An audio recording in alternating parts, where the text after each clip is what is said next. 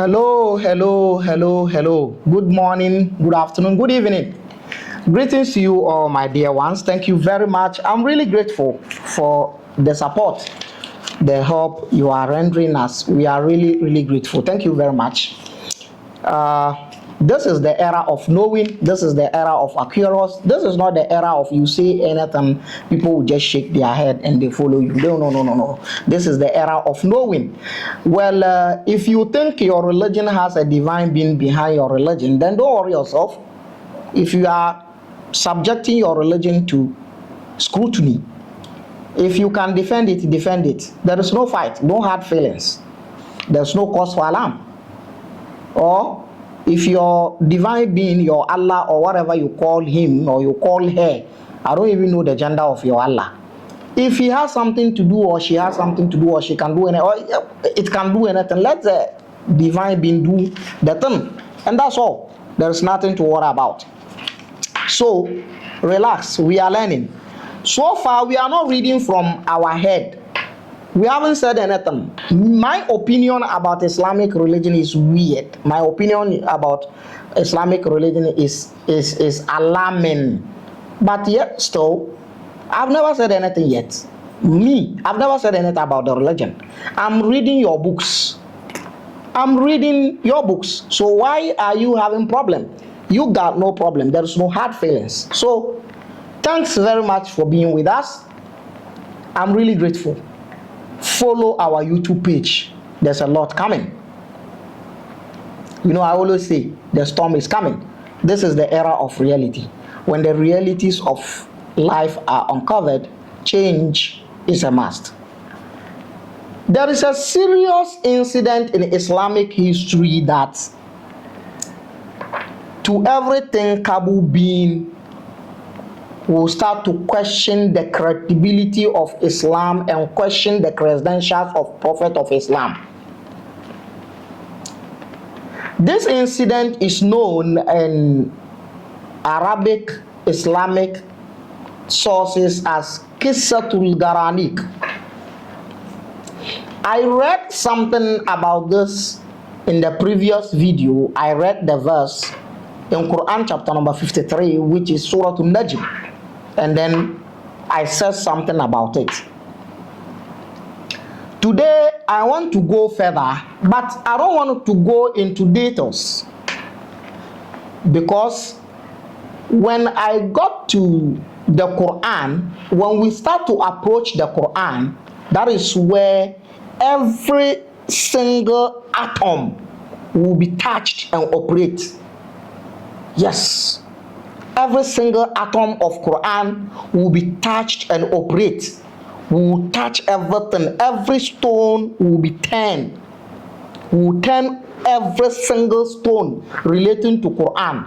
The etymological aspect of the Quran, the language, the evolution of the language, the different kind of recitations and all those different meanings and all those changes.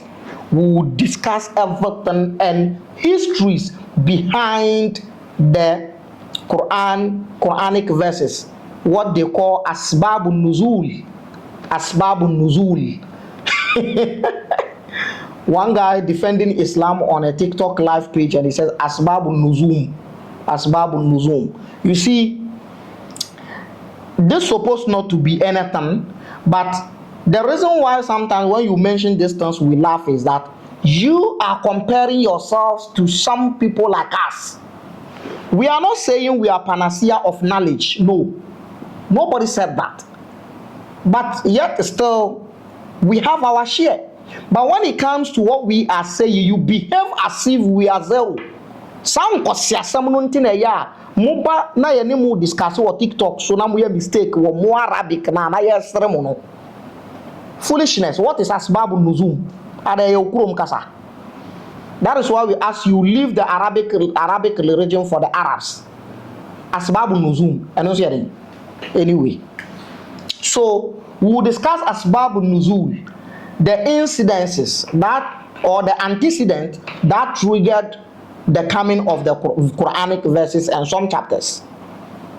And then when we get to hadith, we will also talk about something that is called asbab wurud al hadith. the antecedent that triggered the coming of or the utterances of some hadiths. All these things will be discussed. We know all these things.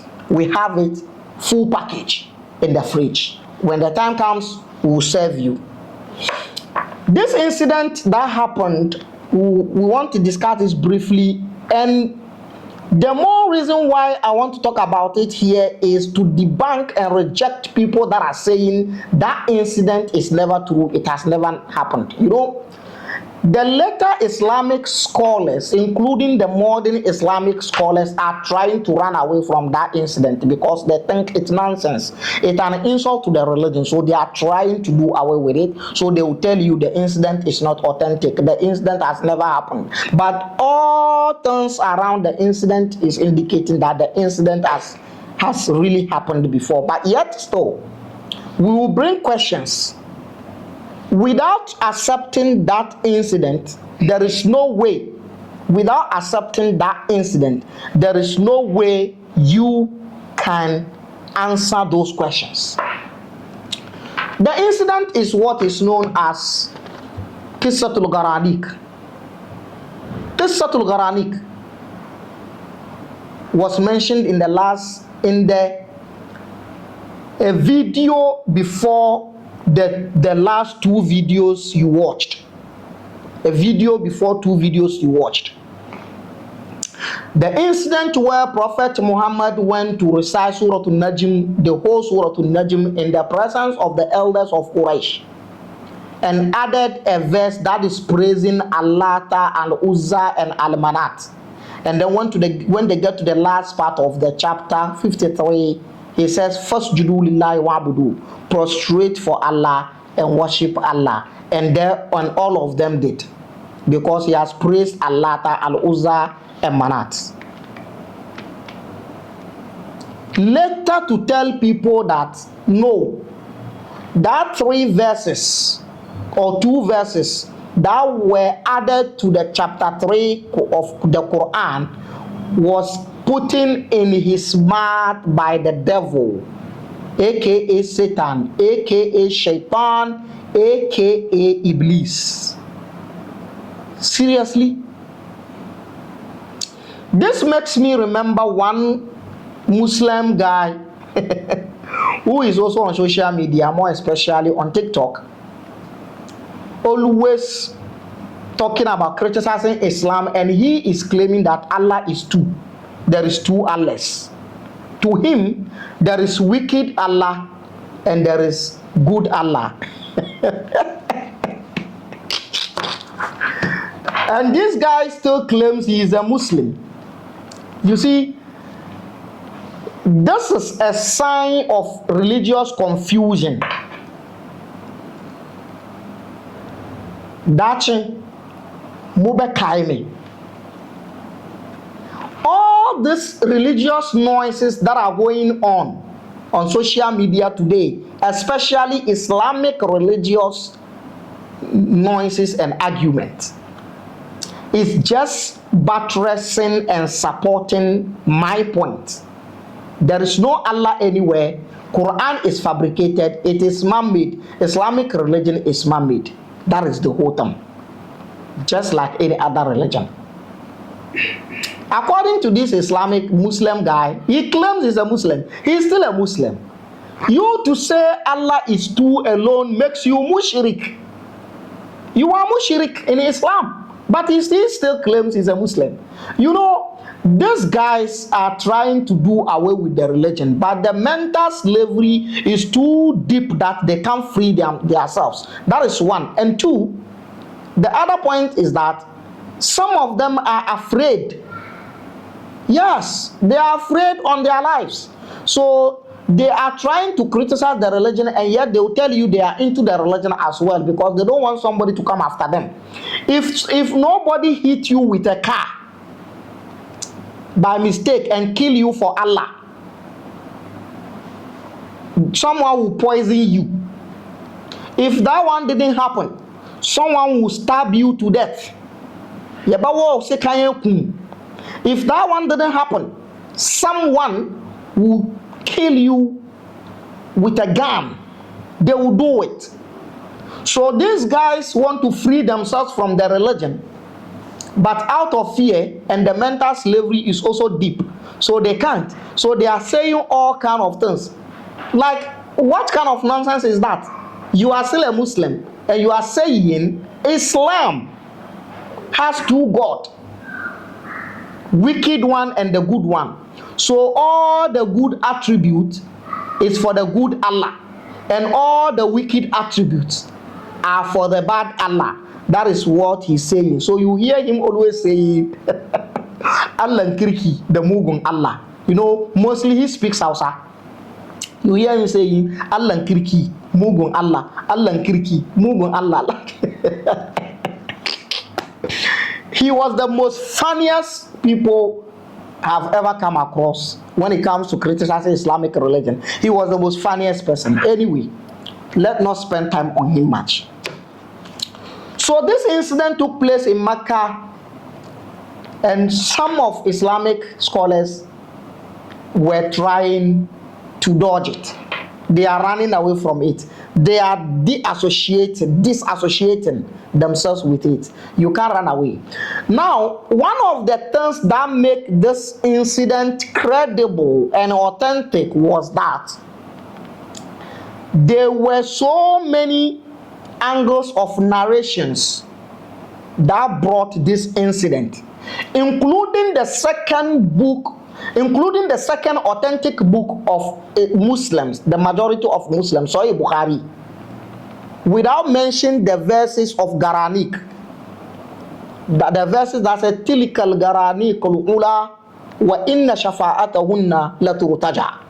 Bukhari, the book of Bukhari didn't mention this portion, but there's hadith there confirming and alluding to the same factor. This incident cannot be run away from. Muslims cannot run away from it. It is in Islam.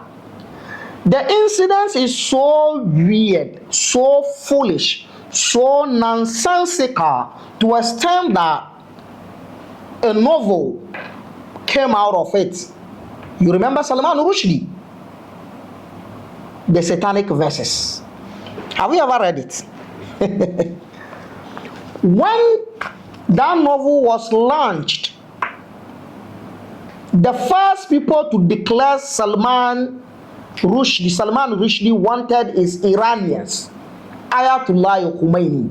$10,000. I stand to be corrected, but the money was dollars for whoever would kill Salman Rushdie. Ayatollah Khomeini, just for writing satanic verses. Yes, up to date, Salman Rushdie is in a hidden corner. He can't come out. He will be killed. The first people to launch or to put him on a wanted list was Iranians, Ayatollah Khomeini. I think $10,000 or more.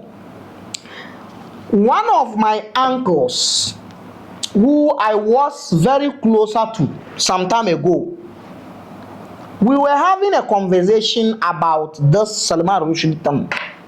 And this my uncle was telling me that what the Iranian leader at that time did was wrong. Ayatollah Khomeini was wrong.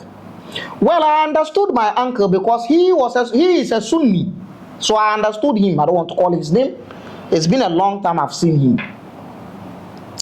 He is a Sunni. So I understood that. But not knowing there is more to what he was saying, he said, what Salman Rushdie or what Ayatollah Khomeini did, coming out to say that he's going to reward someone with amount of money, whoever will bring Salman Rushdie alive or dead, is wrong. And I was like, uncle, why?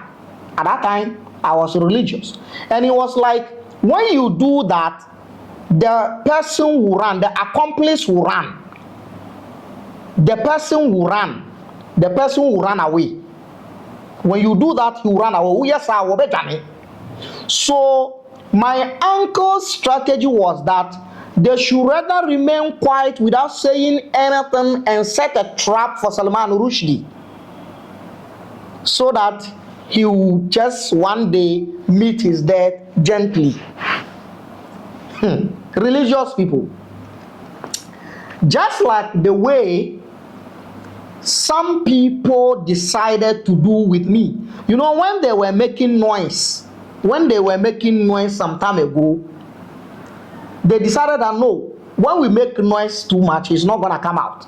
So let's behave as if we don't see him. Let's pretend we don't hear him. Let's pretend we don't care about him. So he will think that we've forgotten. Then he will come out to live his normal life. Then we will grab him. That is what some sat to decide. And I heard it. You don't know. You really don't know us. Sometimes when you are talking, we are right closer to you. When you are having your meetings, we are with you. But you don't know. Do you understand how Mother of the Universe works? And do you know how Mother of the Universe protects its adherents? We are not saying we are more than any other person. Let's get into the issue. Now, because Islamic scholars or the modern day Islamic scholars think that that incident is insulting to Prophet Muhammad, they said it never happened. Now, there is no authentic fact to disprove the occurrence of the incident. No, there is no authentic proof to disprove evidence to disprove the occurrence of that incident. No, but rather there is enough evidence that is showing and indicating that that thing has really happened. Satan has put in his words into the mouth of Muhammad, and Muhammad recited the words, including the words of Allah, and it became Quran. Later, Allah wiped it away. Let's get it. You see, go to Tafsir Tabri, you know, one of the first tafsir in Islamic history. Go to Tafsir Tabri, Tabri's Quranic exegesis. Under Quran chapter 53, Surah Al-Najm, he brought the story there. And that incident has also triggered a verse in Quran, Surah Al-Hajj, Quran chapter number 22. That incident has triggered a verse there. So if you are denouncing and disassociating yourself or the religion with that incident, then the verses that came as a result of that incident, where are you going to put those verses? I guess you're going to eradicate them and wipe them out of the Quran, right? At that time, your Quran will start reducing. Maybe you save the children from the stress of memorizing this whole bunch of Arabic words, which has no any proper meaning to them. Now, in the book of Tabri, briefly, let me read to you the incident. Now, he brought it like this. He says, حدثنا القاسم قال سنة الحسين قال سنة حجاج عن أبي معشر عن محمد بن كعب القرظي ومحمد بن قيس قال. This is the chain of narrators. And these people, I've taken my time to check them up. Well, I will talk about them when we get to the hadith. He says, جلس رسول الله في ناد من أندية قريش. Prophet or apostle of Allah sat in one of the bases or one of the places of the sitting places of Quraysh. Nadim is club. Sometimes the word Nadim means club. So Arab man will say nada lay, night club. So Andia is plural of nada, club. Nada lay, night club, Andia clubs. So he was sitting with them. Kathirun ahluhu, Quraysh, the elders of Quraysh were many at the sitting place. Fatamanna yawma idhin alla ya'tihi min Allahi shay'un.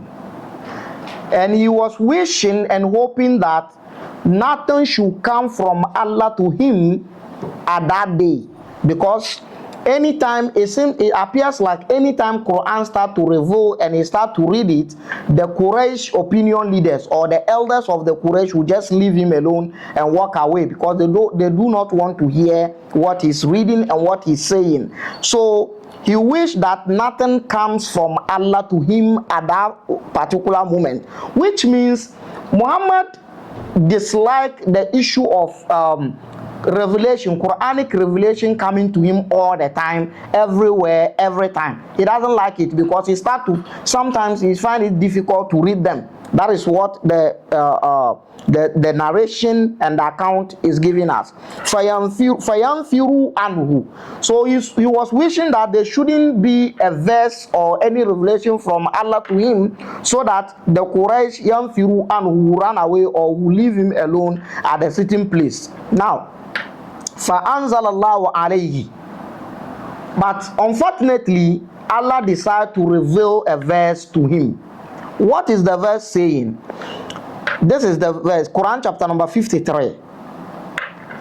This is what the verse is saying. وَالنَّجْمِ إِذَا هَوَى مَا ضَلَّ صَاحِبُكُمْ وَمَا غَوَى. Now, this chapter, Surah Al-Najm, is Quran chapter number 53 verse 1. So according to the account we have here, it means that the chapter revealed completely. The entire chapter was revealed. Quran chapter 53 was revealed entirely. So this is what happened. So he read, وَالنَّجْمِ إِذَا هَوَى.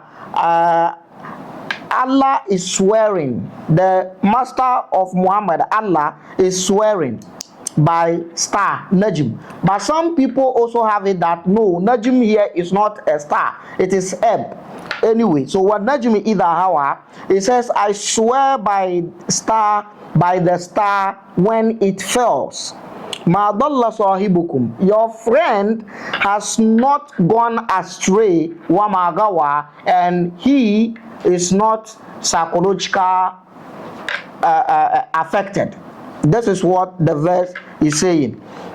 Fakara'aha Rasulullah. The apostle of Allah read the verses of Quran chapter 53. Hatta idha balaga, until he get to where the verses are saying, Afara'aytumul lata wal uzza. Have you seen the idol al-lata and the idol al-uzza, wa manata thalithat al-ukhra, and then the idol manata, the third one? And then alqa alayhi shaytanu kalimatain, and Satan aka Iblis put two different words additional in the mouth of Prophet Muhammad, Prophet of Islam. Satan put words in his mouth while he was reciting the revelation of Allah. Satan also put his own revelation in it. What did Satan put in it? Let me repeat it. Let's hear. It is in the book of Tabri, the tafsir of Tabri, under the commentary of Surah Al-Hajj, Quran chapter number 22, verse 53. Verse 53, that is where you can find this information. He says, alqa alayhi shaytanu kalimatain. Satan put two words in his mouth. So two different verses were added to Muhammad in his mouth while he was reciting Allah's Quran. Is this not raising an alarm? Was it that anytime Allah is sending verses, Satan also cross Allah and add his own? If that is the case, that means there are two different verses in the Quran, the satanic verses and then Allah's verses. According to this account, that is it. So that is why Salman Rushdie wrote satanic verses. In fact, this is one of the reasons why Salman Rushdie wrote satanic verses. So in your Quran here, you have satanic verses and you have Allah verses. Yes, two different verses here. I'm not saying it. There's a fact here. We can prove it. It's in the Quran. So let's proceed with this one. So he says, Satan has put in two verses into his mouth. What are the verses? He says, Tilikal garanikatul ula. He says, those Afara'aytumul Lata wal Uzza, the idol Allata and Uzza, and also the third one, which is Manata. He said, Tilka garanikatul ula. They are the purest, highest idols. The purest, highest idols. Wa inna shafa'atahunna laturtaja. And their intersection is accepted on the day of resurrection. This is Satan's verses added to the verses of Allah. And then the narration continues. Fakatama biha. And Allah's apostle Muhammad completed the chapter 53 with this verses. Summa mother, and then he went on fakara as-surata kullaha, and he recited all the chapter, Surah Najm. He recited all the chapter of Najm. Fasajada fi akhir surah, and he prostrated in the last surah. Prostration, you know what Muslims do, putting their forehead on the ground. Muhammad prostrated in the last part of the chapter. Okay.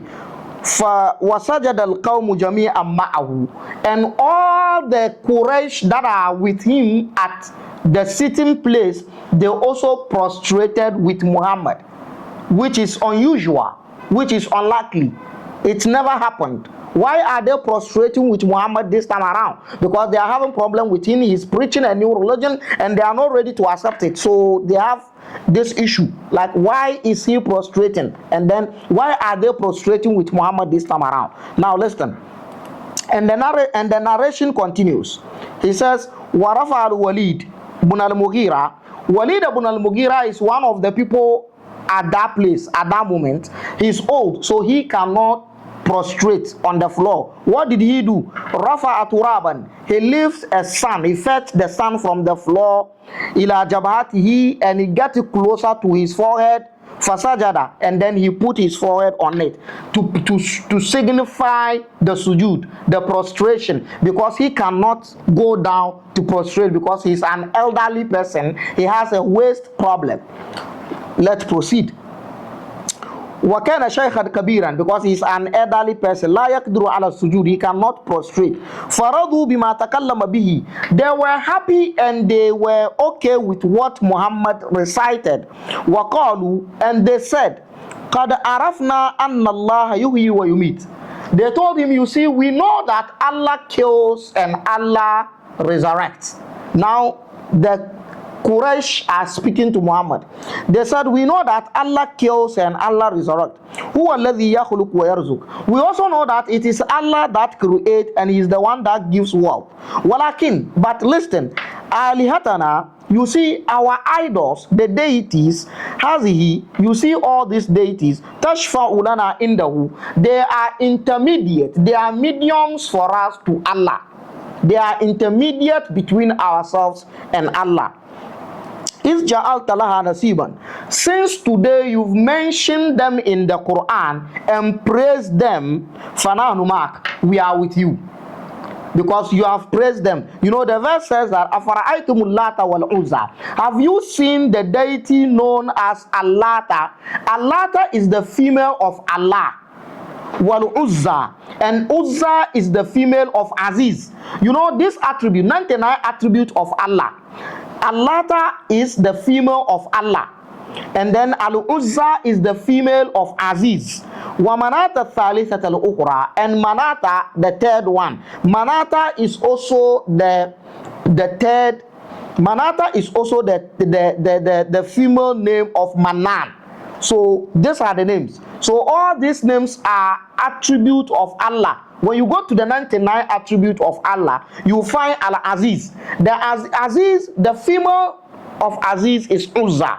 Allah, the female of Allah is Allata. And then Manata, the female, that is the female of Al-Mannan. Okay, now let's proceed. Then he says, since now you've praised them, because when he said Afaraytumul Lata wal Uzza wa Manata Thalithat al-Ukhra, Satan allowed him to read this. Tilikal Garanikatul Ula. Those three idols, those three deities are Garanikatul Ula, purest deities of higher esteem. Wa inna shafa'atahunna laturtaja, and their intersection is acceptable, or is what we wish for. So now that you've praised our gods, Fananumak, we are with you. Qala, they say that. Falamma amsa, when night falls, Atahu Jibra'il, Gabriel came to Muhammad. Gabriel came to Muhammad. Fa'arada alayhi surah, and recite Surah Najm to Muhammad again. When he recited to him, فَلَمَّا بَلَغَ كَلِمَتَيْنِ اللَّتَيْنِ أَلْقَى الشَّيْطَانِ, when he get to the two verses that Satan added to, the verses of Surah Najm, what happened? Qala, he says, Gabriel said, Ma jituka bihatain, I didn't give you this. Mamma verses menuwe, which is Tilikal Garanikatul Ula wa inna shafa'atahunna laturtaja. I didn't give you this. I didn't give you these two verses. Okay. Now what happened next? Ma jituka bihatain faqala Rasulullah. And then Allah's messenger says, Iftaraitu ala Allahi kadiban, I've fabricated lies upon Allah, because Allah didn't give me those verses. Now Muhammad is lamenting. Which kind of prophet is this? How could Allah himself stay there doing nothing, idle, to allow Satan to add his verses into the verses of Allah, put them in the mouth of Muhammad? Jibril couldn't do anything, Allah couldn't do anything, and he, the prophet himself, Muhammad, could not identify that these are the words of Satan. Does it mean that Satan and Allah has the same voice? Or does it mean that Jibril and Allah has the same voice? This is interesting. Now let's proceed. So he says, Muhammad says, I've fabricated lies upon Allah. And I've said what Allah didn't ask me to say.